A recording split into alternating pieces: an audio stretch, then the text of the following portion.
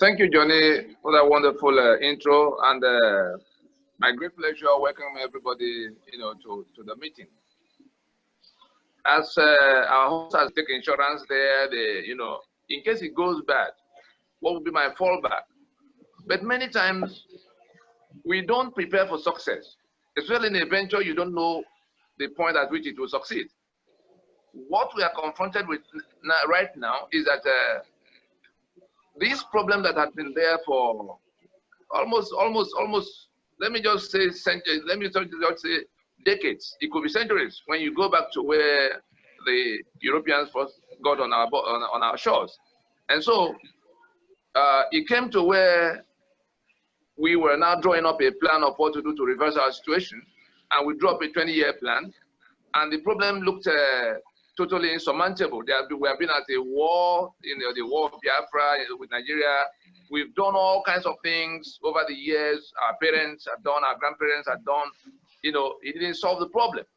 But when we did our dissection and we got to the root of what the matter really was, that is the arrangement that was put in place by the British and their joint venture partners, the Caliphate, that brought us to where we are, which they have managed to, formalize into a constitution, like apartheid constitution that, defined the black for the slave he was in his homeland. That's the kind of thing we have. The only difference is that in South Africa, it began in 1910. Our own began in 1914. But the principles are exactly the same. The Boers did it in South Africa. The Fulani with their British sponsors did it in Nigeria. And we're the victims here. They both came from outside, on an invasion, on an economic mission. And it was our assets, it was our lands that were targeted, and that was how Nigeria came to be in 1914. And so they progressively, institutionalized and legitimized all of what they needed to have in their hands to tie our hands back and be the owners of the land. And now they've gone one step further to try to eliminate the owners, the indigenous, nationalities in the Nigeria. And in doing so, the Fulani, their numbers are so small, and they had to look for help. Who will join them to be able to overrun these 200 million people? They were just between 3 and 5 million at the time. The best estimate came to about 5 million. Otherwise, they were closer to 3 million than 5 million in numbers.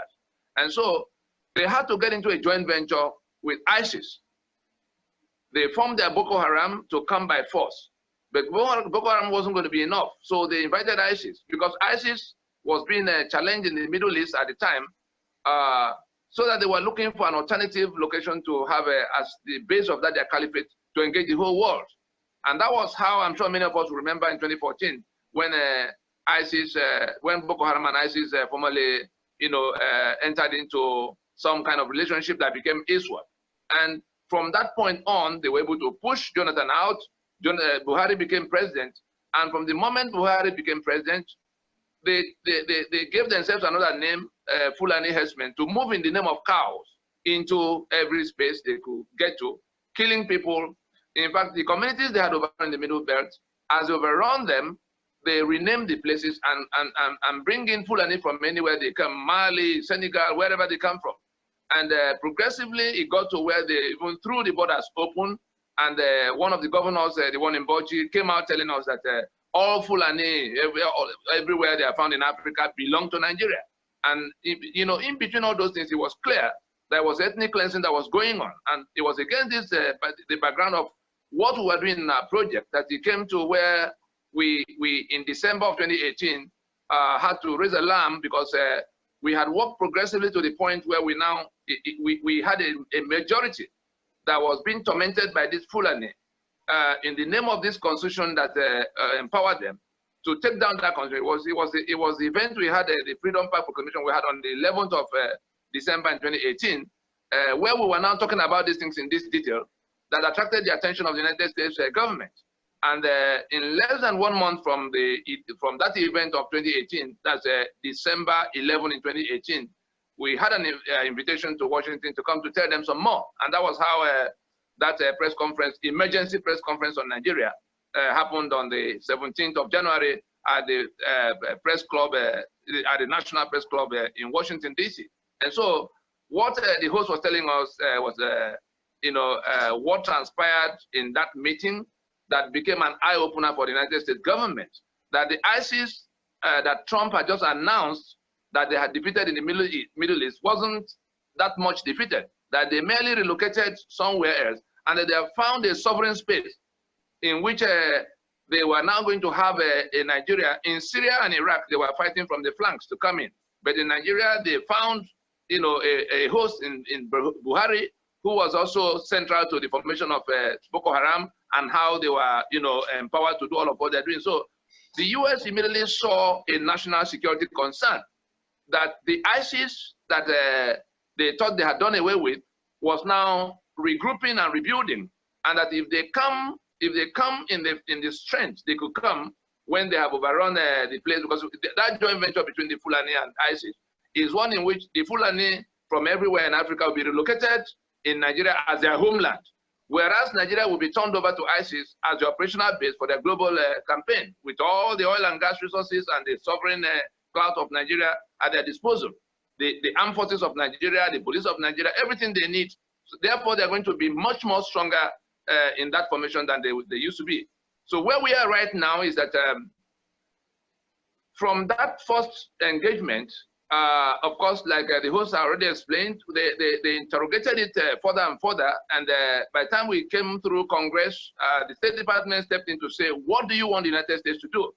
And the reason they were very interested is that we had, as at that time, they had all kinds of concerns about Nigeria, but they didn't. The policy, they didn't know how to tie the policies together, because there was this Niger Delta agitation that was tormenting their oil and gas investments in Chevron and Mobil.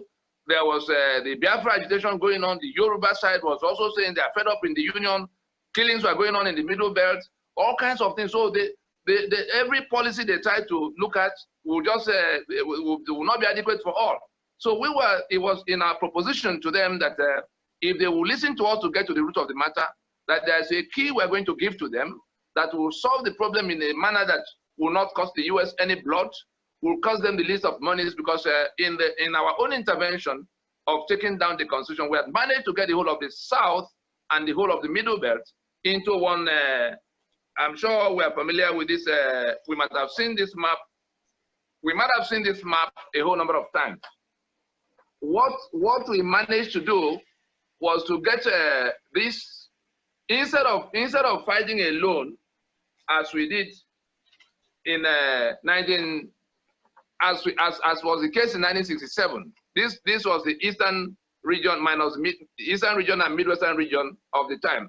The alliance, the MNN alliance that is led by the LNC, is one in which the lower Niger and the Yoruba and the Middle Belt came together against this Sharia belt, which has armed itself with a constitution that tie everybody down and give them the power to go to everybody's place and be the owner of their assets and kill them as they like in the name of government, in the name of federal government of Nigeria. And now they've brought foreigners who can come from Senegal and Mali, or wherever they come from, to just come into communities and kill them. And people were in Washington marketing it as farmers and herders clashing. So at Congress, the business was to dismantle those false claims, because there were 4 of them. Farmers, herdsmen clashing. There was one in which they said, oh, it was because of the poverty in the Northeast, and therefore, if all the development, funds available can be, focused in Northeast, it will solve the problem of young people trying to take up arms. Then from there, they moved on to the matter of banditry, because when Fulani herdsmen, when you say Fulani herdsmen, it was Fulani, and because Christians were the most victims, it was clear to everybody there was something about jihad going on, and so they wanted to remove that jihad component, and also remove the matter of Fulani being the drivers of it. So that led them to where they say banditry. Banditry can be that it is the Igbo bandits that are tormenting people in Zamfara, or kidnapping people in Kano, or Yoruba bandits that are beating up people in Abuja. So those 4 narratives were the things we had to dismantle so that the US could, get to the truth of what the situation is. And we were lucky to have, between the 5th of June and the 11th of June, between the Senate and between the House and the Senate sessions of the International Religious Freedom Roundtable that happened last year, we were able to establish conclusively that it was a Fulani doing ethnic cleansing against the rest of the Nigerians. And then because the US had also invited people from all the other parts, starting with the victims in the places where they were currently running at the time, at the State Department that we had to go on the 16th of July, there was only one question to be answered. And those who are dealing with us in Washington had explained to me that just as we had succeeded in establishing that it was ethnic cleansing going on, and that ISIS was directly involved in joint venture with Boko Haram and the federal government of Nigeria, that the task at State Department would be to tell the United States what we want done. Because that's the way they framed it. Somebody mounted the podium and said, what do you want the United States government to do? In that meeting at the State Department, let's take note of this. They had invited people from other parts too. The video is available. When you look at the video, you see that there are people, you will see there were people from Ijo, that's the rest of the Niger Delta.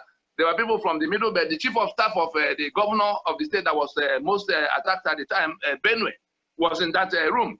And the Yoruba were there. So it was something of, let the whole country, because the US found it very interesting that we had taken the whole country together in the kind of solution we were proffering. And what was that solution? That the three of us had rejected the constitution of master and servant imposed on all of us by these, people who have embraced a strange civilization that require them to kill the infidel. And there are some of our people who are still saying, oh, why can't we do it this way or do it that way? Sharia is mutually exclusive with constitutionalism. It's mutually exclusive with democracy. It's mutually exclusive with all kinds of things, including sanctity of human life. They owe it a duty of faith to kill the rest of us infidels. And because they're also feudalists, they do not believe that all men are born equal, and therefore they tell us to our faces that they are born to rule us. Between the two, we're already guilty to be killed. As infidels who are challenging them instead of submitting to them, they owe it a duty of faith to kill us.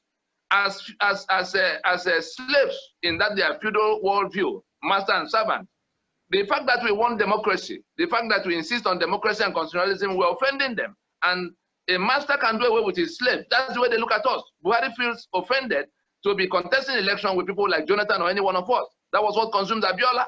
And so we were able to put a handle to a very complex situation in which America was wondering what to do with 200 million people that dwell here if the union busts. And so we tied it all neatly together, that with these three blocks, each of them having done their internal cohesion arrangement, they have constitutions by which they can become, countries of their own. And the taking down of the constitution, I want us to listen to this part carefully again. The taking down of the constitution is the end of the union. Those who didn't know the gravity of what was coming at them were thinking that if the constitution goes down, oh, we go to National Assembly. Some of our people, including professors of law, they're actually telling some of our people that, you see, these people talking about constitution, how are they going to get majority in the National Assembly? And I look at them and I marvel. Whereas the constitution, is the instrument by which the union is erected, is like the memo and articles of the company. The memo creates the company. The article then defines how the owners of the company will relate. The same way, the constitution creates the union when it says, we the people have solemnly resolved to live together. That is like we the Ogoni, we the Igbo, we the Doma, we the Tiv. It's only on account of our sovereignty that we can submit our lands and our people into a union to be called Nigeria, and therefore making and giving unto ourselves following constitution. That's a totally different transaction.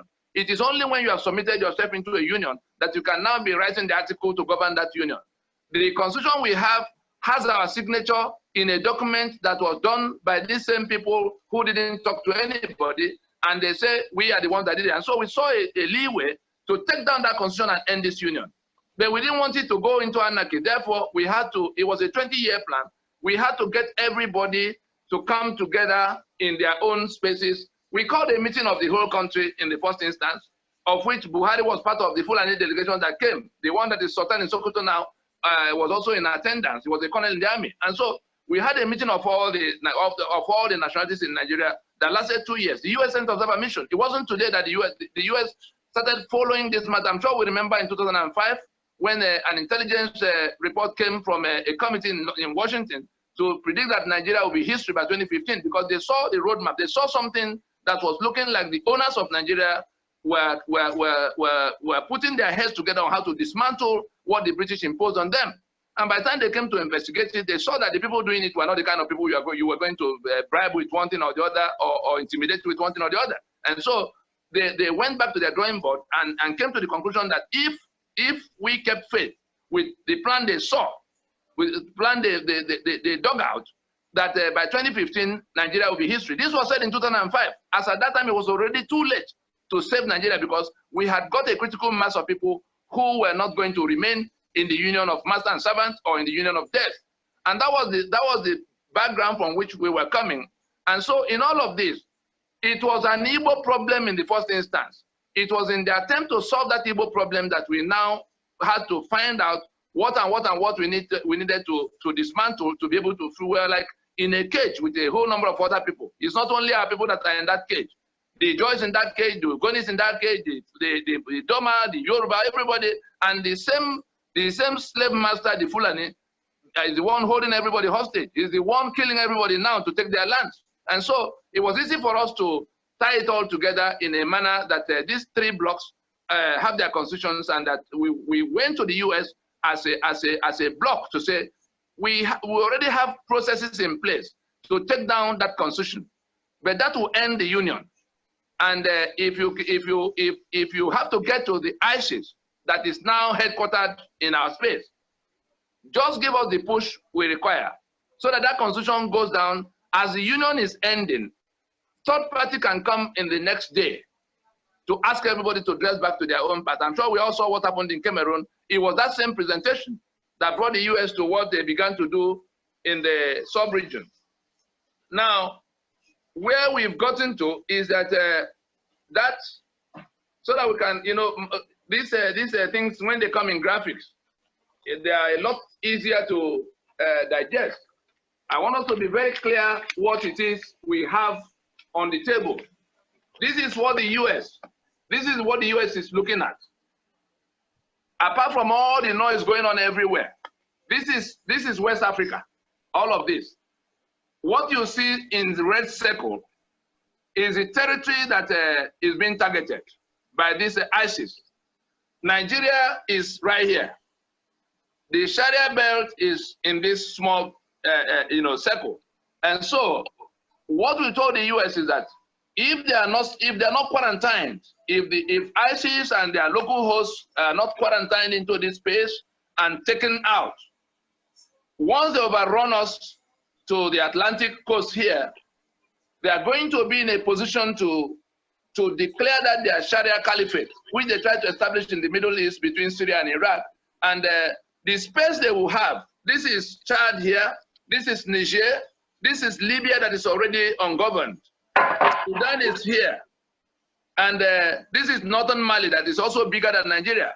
And so you come to where the US got alarmed that if these people are allowed to get away with what they are doing, to advance what they are doing to where they're able to overrun us, they will become a monster about six times the size of Nigeria, armed with all of the resources of Nigeria to take on the rest of the world. And the US will be their first port of call in terms of target.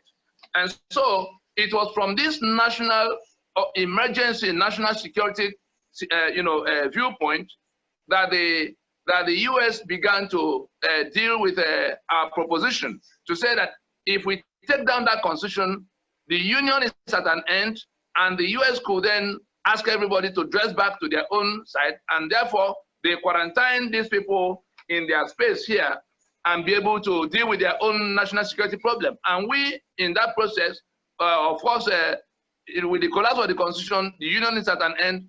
The constitutions of these three blocks are already in place, and we are in an alliance. Therefore, nobody is fighting. Yoruba is not fighting the East. The East is not fighting the Middle Belt, and Abuja is in the Middle Belt. For those who do not know, Abuja is right about at the center here.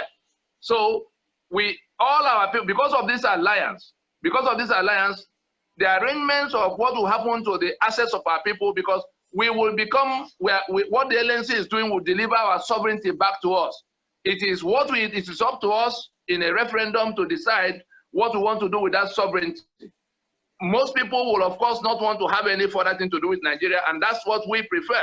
That it will be a matter of these three blocks, relating as Germany and France and Portugal will relate, so that whatever arrangements we are making is being made on account of our sovereignty that have been recovered from Nigeria. Whereas none of us who have anything to do with these ones who have embraced a strange civilization.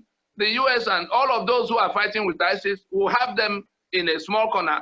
That's part of why I'm sure all of us noticed the operation in Chad recently. What the US has done is to lock them out of these three countries that converge around the Lake Chad. And when you hear about the special envoy that were pressing to be appointed, we say for Nigeria and Lake Chad basin, because it is in this Lake Chad that you have a convergence of northern Cameroon, Chad, and Niger Republic, which is like the highway from which ISIS have been entering the territory. And so where we are right now, for which this meeting became important, is that most of our people in all the places we dwell across the globe, the ones in Europe, the ones in the US, the ones at home, and the concern right now is, oh, Fulani are invading our place. What do we do? Some people are asking that money be contributed for gun and all of that. Oh yes, guns are required. But how many guns are you going to be able to buy to confront a country with 10 divisions of army that is also armed with the legitimacy and clout of government? The Constitution immediately criminalizes you when you are found with gun. So even if you contribute some money and they buy some little gun for your community, what happens to the next community? If they come from the flank of that next community, they are the police, they are the army, they are the DSS, and the Constitution forbids you from being in possession of gun. I'm sure we saw the news last week or two where an Anambra billionaire was his name, Nweke, the one that has some aluminum company somewhere, because he was found with a pistol.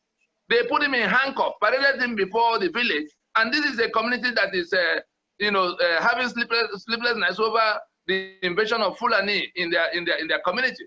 But the man the one they look up to in that community as a billionaire, he has some gun, and then they made a show of the fact that he should not be in possession of gun. You can then imagine if they could put him in handcuffs and take him to Abuja.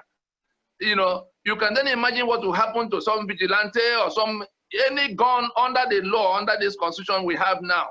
Any gun in your hand that is not issued to you by police or licensed by police or some DSS, some government agency, you are likely to get into troubles that will result in shoot aside for you. So whether there's no governor that can empower a vigilante group to have gun, the governor cannot license gun. They are 68 items on exclusively. So what we have now is a situation where if we can take the next action of finally getting that constitution down, because that was why we had a 20-year plan to work it gradually to where those who are choking here will have something that will take them to where they want to go, including we who want to be independent.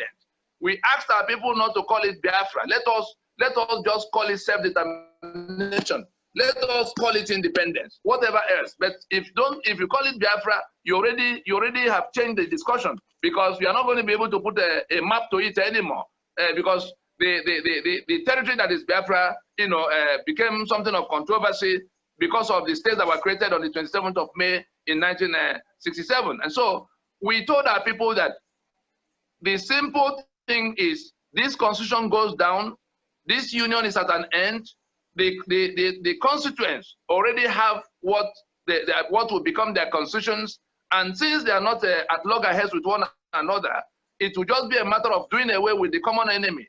And in that common enemy, we have also brought the United States, the bigger gun, into the scene, because the moment we declare that contract over, let me dwell a little on that matter of force majeure. Force majeure is simply a term used in contract, to relieve parties of obligation if extraordinary circumstances arise. It could be earthquake, it could be war, it could be riots, something that makes it impossible for you to perform that touches the capacity of parties to perform the contract. Now, the Constitution is a social contract. The Constitution is a social contract. And like every other contract, if there arises, a circumstance or a set of circumstances that now make the performance of that contract impossible in some way, then parties may resort to force majeure, a declaration of emergency. Just a force majeure simply means a declaration of emergency to suspend obligations under the contract.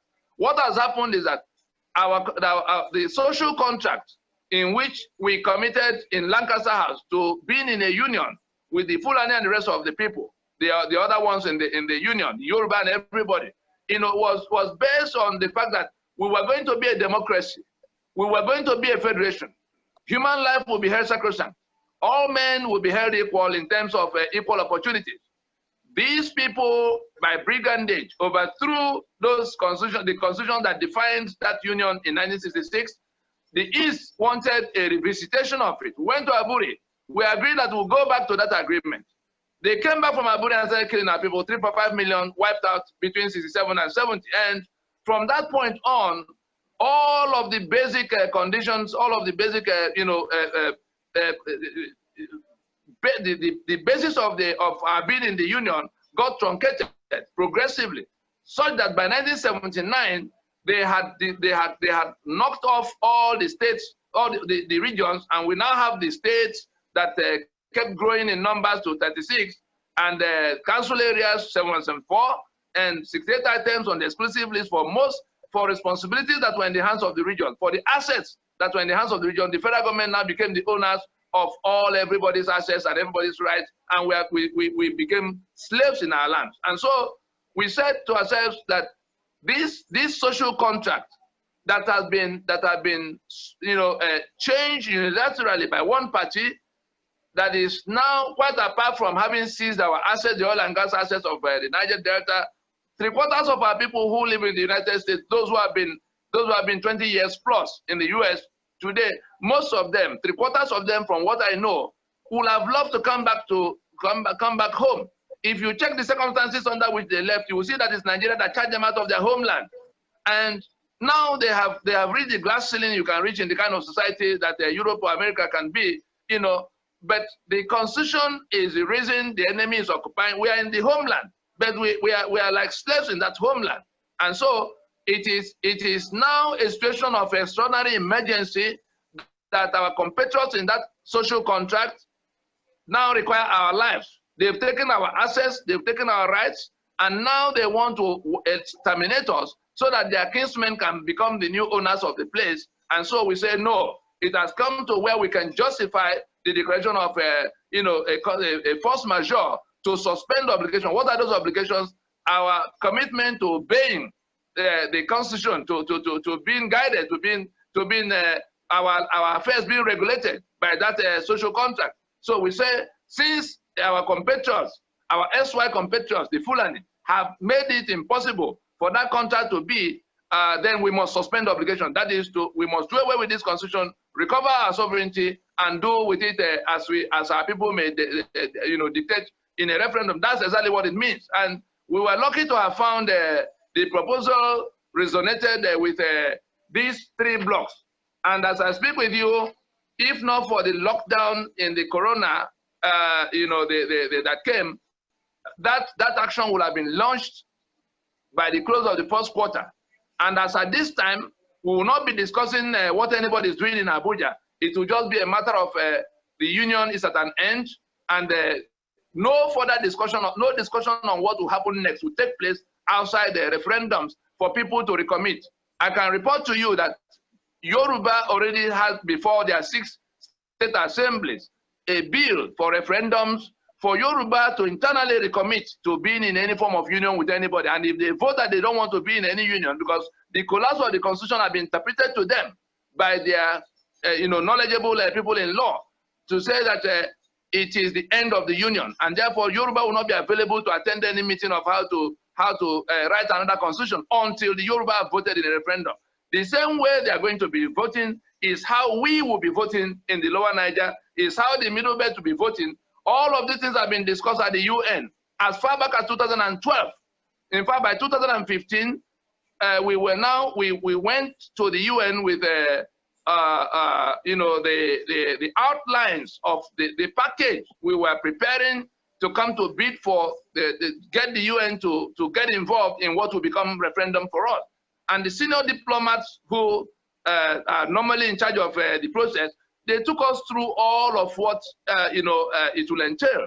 And we made sure that all of what we were doing were made to fit into the requirements. Most of the people who are shouting all over the place about self-determination, they do not even know what the requirements are. They just, for instance, the first most fundamental requirement is that you must be an ethnic nationality in your ancestral space. You must be Catalan in Catalonia. You must be Scots on Scotland. You must be Ogoni in Ogoni land. You must be Igbo in Igbo land. You cannot come to claim that right to self-determination in any other capacity. If you come as Imo State or South-South geopolitical zone or Biafra, there's no diplomat that will have a meeting with you, because he will know from afar that you do not even understand what you are looking for. You do not understand the most basic of all the requirements, that you cannot come talking about self-determination unless you are an indigenous group on your ancestral space. So what the Lower Niger Congress did to get around that requirement was to go to Ijaw as Ijaw, go to Ogoni as Ogoni. In this map you see here, in this map of the Lower Niger, I'm sure you've seen so many times. This is the map that meets that requirement. It's an 1885 map. So you see the Igbo here, the one at the center here, you can see going all the way to the Atlantic. You see the Ijaw here. You see the Anang and Efik in their own place here. You see the Edo and the Uroba region. This is the map that meets the requirements of the United Nations as far as that right to self-determination is concerned. If you come and say indigenous people of Biafra, the diplomats will the people talking about all of that, they are disgracing us all over the place, because in the place that used to be, that was called Biafra between 67 and 70, that in that space, there are many nations. The Igbo is one people, the Ogoni one people, the Anang one people, Efik one people, Ijaw one people. So you can only say indigenous peoples of that territory. But if you call it Biafra, you again introduce another compounding, another problem you cannot solve. And so we took our time to explain to all the people who are waving Biafran flag all over the place to say, look, you are making, even those diplomats in 2015 told us that the biggest problem we're going to have will be all those people that are coming, because every one of them just puts a letter together and goes to drop it at the UN to say they are the authentic people representing these people. There's the government, Biafran government in exile, and Nekwacha and co. There's the Masop that was there before. There's the one that came later. There's the Biafra Zionist movement. There's the Billy. All of them, at the last count, the LNC had dealt with at least 42 of them. They all the groups that are going everywhere, presenting themselves as the authentic representative of this, and none of them has any understanding of what is required for them to have a valid application for what is going on. And you can see that at the time we went to explain to the US that our constitution had to go down for us to end this union, it was the US that instigated, that facilitated, it was at the prompting of the US that the UN Special Rapporteur on Nigeria had to come to investigate the extrajudicial killings happening all over the place, the agitations that are boiling over, people are being killed, government is killing, rule of law has collapsed, everything is upside down in Nigeria. So it was to prepare the ground for the taking down of that constitution, so that it is something that came from the UN, not the US unilaterally going to point at Nigeria's constitution.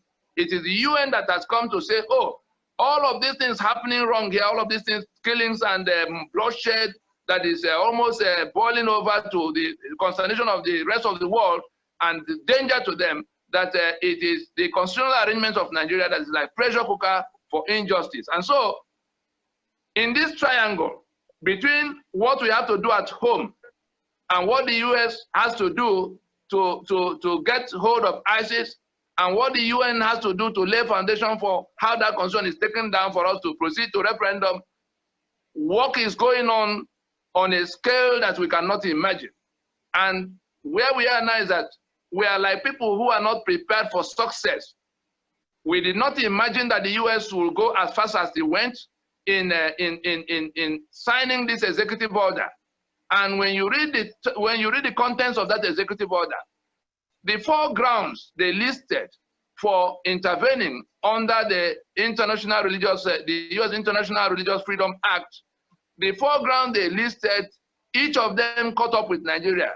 The first ground, they say any country that has been placed on their special watch list for infractions in the kind of killings, ethno-religious killings.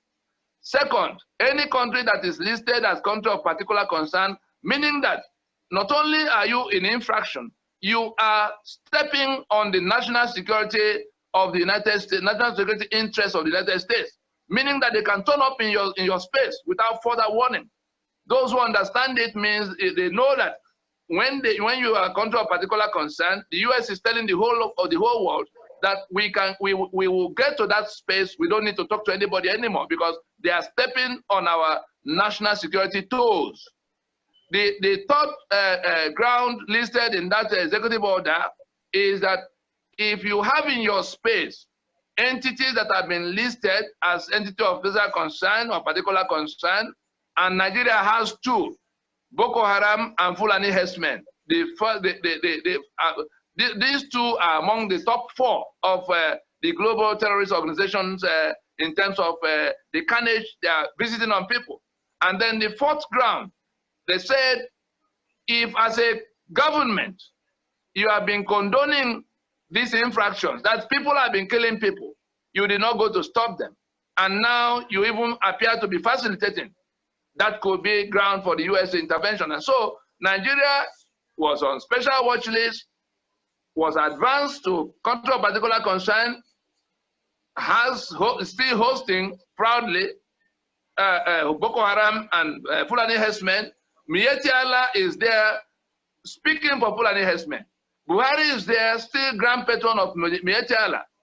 Government is there holding meetings with Miyetti Allah and making appropriation and making provision for 100 billion that they give to Miyetti Allah, meaning that government is actually facilitating what Miyetti Allah is doing through their Fulani herdsmen, for whom they have emerged their spokesman. And you come down to the one of collusion. You heard when Danjuma said it, that people, for instance, in the lockdown, the corona lockdown, they were able to move from everywhere they came in such large numbers into the southern cities. And who was manning those highways, those roadblocks that prevented everybody else from moving around? It is the one who is in control of the police, the army, and the DSS that will have to tell the whole world how those people came from wherever they came to pass through all the roadblocks to enter Port Harcourt and enter Benin and enter Lagos in the manner we saw. So we have come to the point where that executive order, it has timelines, and all the agencies of government of the United States that will have to work together to get to this place where they have national security to deal with have been given time within which they have to come back with a plan for how they will get there. We who are here, we who went to invite them, must now do our own part of getting to that constitutional force majeure. Part of what we require to do that, the draft of what has to be said is already written and ratified. The signatories are being put together even with the limitations on movement. But the resources we need to make it, because it's not just an ordinary proclamation, it is something that you have to put out and sustain, because there is a 90-day window that will be contained in that proclamation within which certain things must happen, because it has to be moved it has to be operationalized. What we are saying is that our union is at an end. The Yoruba have many things they're already doing. We saw them with Amotekun. We saw how they went to the UN, UNPO, and now they're talking about a referendum, internal referendum bill. That is, Abuja is not concerned with how Yoruba ask or answer that question. And therefore, as they are doing all of that, in the eastern part, we have something that has been in the offing, but which we had to delay a little for certain things to be in place. The charter of relationships that will bring together, that will formally bring together these nationalities under one constitutional arrangement. So that charter of relationship, immediately from the point this force majeure is declared, all these three blocks, the three blocks in the alliance, will have to be doing things to show that they are fed up in the union. And it has to be sustained to the point where we envisage that in a matter of, there are some of us who have seen this, but let us show the ones who have not seen it. This is what the force majeure will accomplish. We are rejecting the alliance. This alliance is rejecting the constitutional Nigeria as defined by that constitution, this union. The alliance is rejecting the union of Nigeria, the union of master and servant. But we don't have jet fighters and armored tanks to go and take on the union. And so we said to ourselves, there must be something we can do to take down the union and free ourselves of it. Because the constitution created the union. We concentrated our energies on the constitution to get a majority to come to where they want to, where they reject this constitution and repudiate it. So that together we can now take some action to put a timeline within which that constitution must go down. And having done that repudiation formally by solemn assemblies that happened in Port Harcourt, in Ibadan, and in the Middle Belt between 2015 and 2018, we now come to where we said no further elections will be permitted by this majority on the basis of this constitution, since we have all repudiated it, because the winner will govern with the constitution. We are not interested in who. Even if it's an Igbo man that becomes president, it doesn't change it, because if he becomes president, he's still not going to be able to change anything in that constitution.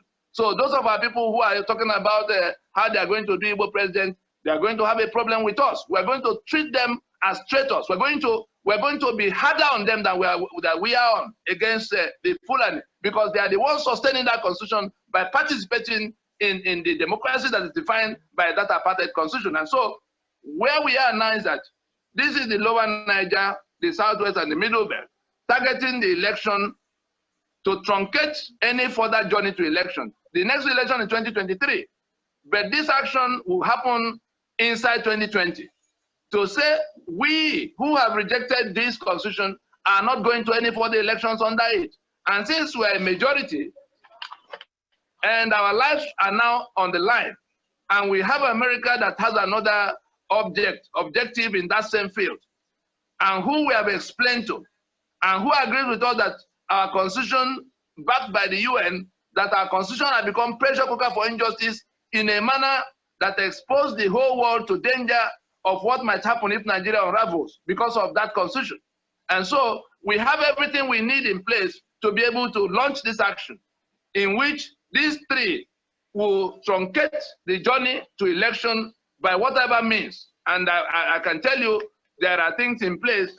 When this lever, when they act together, this is where we'll get to.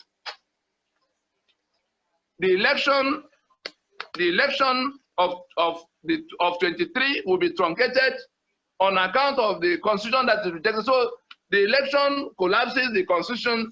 The rejection of the election collapses the constitution because it's the constitution that's been rejected, and then the union in this order.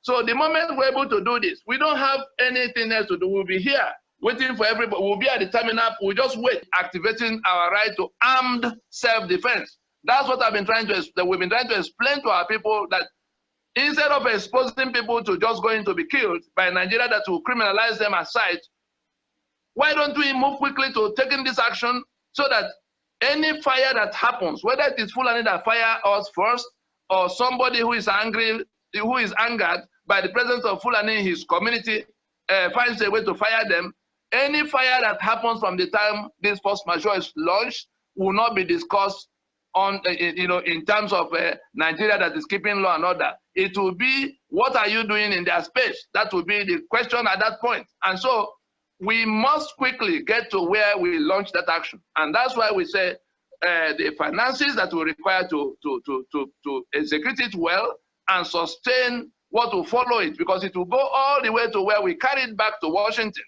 The State Department that is working with our proposition will have to see what we have done. In New York, the UN, the Special Rapporteur on Nigeria will have to see what those who are facing that danger have done with that constitution. So that's the kind of thing that we envisage to see happening through the weeks ahead, far ahead of the November, the elections that will happen in November in the US. President Trump has done all of what he needs to do to solve this matter. So we are not, what will happen is not even dependent on whatever happens with the election.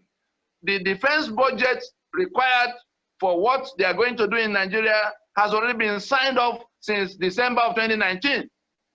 This executive order is to get all the agencies that will have to work together to go to work, and there are timelines. We are now on the pressure of, there's a letter that has been sent by 117 organizations, including the evangelicals, because I must hint us too, it is the evangelicals in the US that made this demand on Trump as part of the condition for supporting him. That's why they drafted somebody at the level of Frank Gaffney to get into the heart of it and how a policy can be knocked out in good time. And that's how we got this far. And so Trump has given it priority as best as he can. That's why he was able to, get the matter to Congress at the time he went, and then get the one that required the monies they will require to spend already in place. That's where the $7 million they placed on Shakao came from. And for the US to have taken 3 steps in this short period, even in the midst of the riots and commotion going on over the killing of George Floyd, he still found the time to sign off on that executive order that targets, if the contents of that executive order should tell us what is targeted at. They say the US should be in a position to anticipate this kind of attacks that is now staring us in the face. That the US should be able to stop the attack from happening. That the US should be able to, if it already happened, should be able to stop it from continuing and to hold accountable whoever has done it. And that is whether it's government, because already the government of Nigeria is already indicted in that in the kind of things listed as ground for US intervention, in the fact that they've not been able to stop the movement of these marauders who are killing people all over. Not one person has been arrested, and rather you see them pardoning them and saying that they've repented and putting them back in the army or police.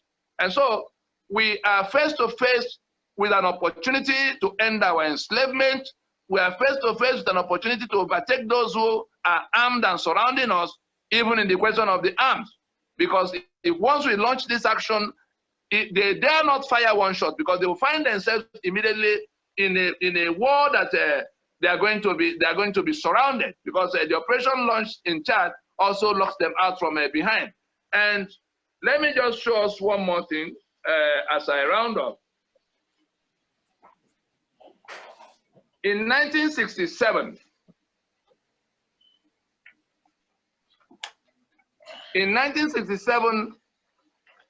this was how we entered that war. This is the Biafra. This little portion here is the East that had to take on the rest of Nigeria that was in an alliance, backed up by Britain that managed the international side of the entire thing for them. What the LNC has done is to turn the table by its MNN alliance outreach. First, we